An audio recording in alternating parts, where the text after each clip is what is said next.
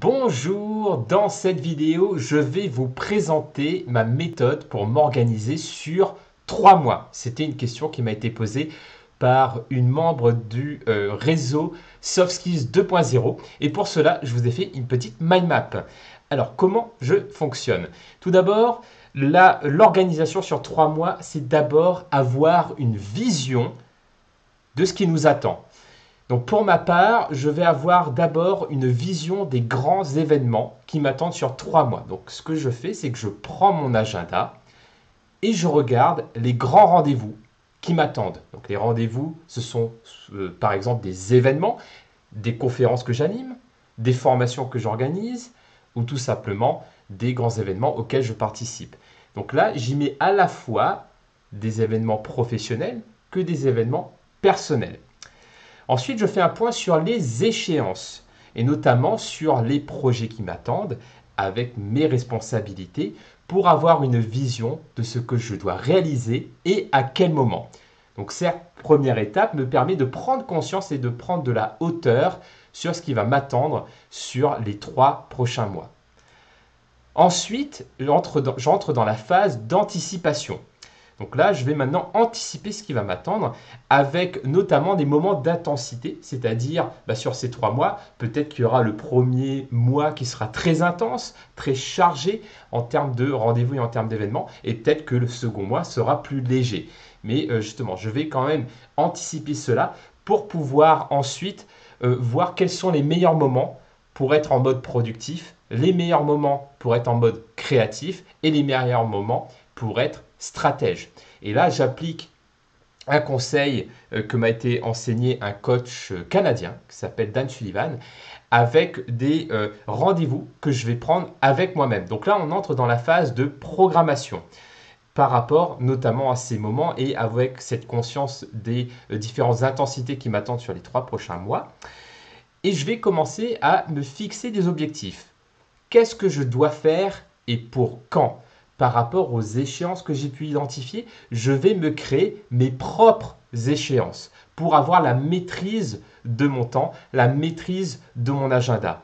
Et pour me fixer des objectifs spécifiques et qui soient clairs, j'ai besoin de savoir qu'est-ce que je dois réaliser concrètement et à quelle date. Parce qu'un objectif sans date n'est pas un objectif, c'est qu'une envie. Donc là, l'objectif, c'est vraiment de mettre l'objectif dans mon agenda. Et ensuite, je vais programmer des rendez-vous avec moi-même. Donc si je sais que j'ai 3 objectifs qui m'attendent sur mes 3 prochains mois, je vais identifier les meilleurs moments durant ces 3 mois pour pouvoir être productif. Donc là, je vais programmer des moments productifs avec moi-même pour avancer sur ces échéances. Par exemple, là, je suis en train de finaliser mon prochain ouvrage. J'ai donc programmé des rendez-vous avec moi-même pour cela. Mais pas que. J'ai également programmé des rendez-vous avec des collègues pour pouvoir avancer sur ces échéances. Donc là, je vais également programmer des rendez-vous avec les autres. Et enfin, l'idée, c'est ensuite d'adopter l'attitude pour pouvoir mener tout ça à bien et d'être vraiment proactif. Donc c'est vraiment une attitude que je vais cultiver au jour le jour. Parce que oui, j'ai pu anticiper ce qu'il va se passer les 3 prochains mois. Oui, j'ai pu programmer des actions, mais ce n'est pas suffisant. Maintenant, ce qui est important, c'est de mettre tout cela en pratique et de vraiment passer à l'action. Donc là, j'entre dans cette phase où je vais me créer un état d'esprit que je vais nourrir chaque jour pour être proactif. Comment? Eh bien, déjà en commençant ma journée, en choisissant ce que je vais faire et en identifiant ce qui est important. Et donc là, je vais être vraiment en mode proactif plutôt que réactif. Et c'est ça qui est hyper important en termes d'attitude lorsque vous voulez être dans de la préparation et de l'organisation. Et enfin, je vais fonctionner par focus et vraiment être en mode priorité, voir qu'est-ce qui est prioritaire et pas chercher à réagir à tout ce qui me vient et me tombe dessus, mais plutôt chercher à traiter ce qui est prioritaire par rapport à l'organisation que je me suis faite.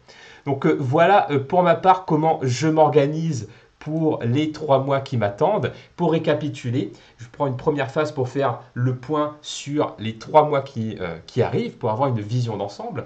Ensuite, je vais anticiper les moments les plus intenses qui m'attendent et les moments où c'est un peu plus léger pour avoir une conscience de ce qui va m'attendre et ne pas être surpris par la charge de travail. Et ensuite, commencer à programmer, notamment des rendez-vous avec moi-même pour programmer des séances pour être productif, voire même programmer des séances pour être créatif, ou aussi créer des moments pour être stratégique et réfléchir à ma stratégie et à mon organisation par exemple. Et enfin, pour que tout cela fonctionne, notez que c'est important de nourrir votre état d'esprit, de nourrir une attitude proactive pour ne pas tomber dans le piège de la réactivité.